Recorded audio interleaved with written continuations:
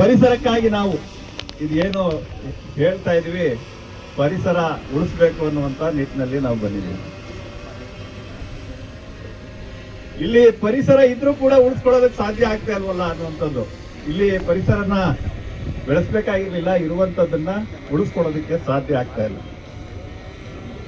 ಕಾರಣ ನಮ್ಮದೇ ತಪ್ಪು.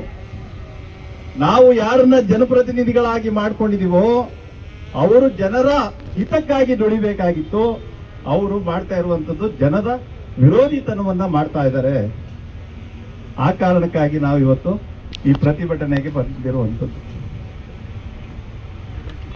ಕರ್ನಾಟಕ ರಾಷ್ಟ್ರಸಮಿತಿ ಪಕ್ಷ ರಾಜ್ಯದಲ್ಲಿ ಉದಯ ಆಗಿರುವುದು ಜನರ ಈ ಚಳವಳಿಗಳ ವಿಚಾರವನ್ನೇ ಇಟ್ಕೊಂಡು ಸಾಮಾನ್ಯ ಜನರು ಕೂಡ ರಾಜಕಾರಣವನ್ನ ಮಾಡಬೇಕು ಅನ್ನುವಂಥ ಕಾರಣಕ್ಕಾಗಿ ಉದಯ ಆಗಿದೆ.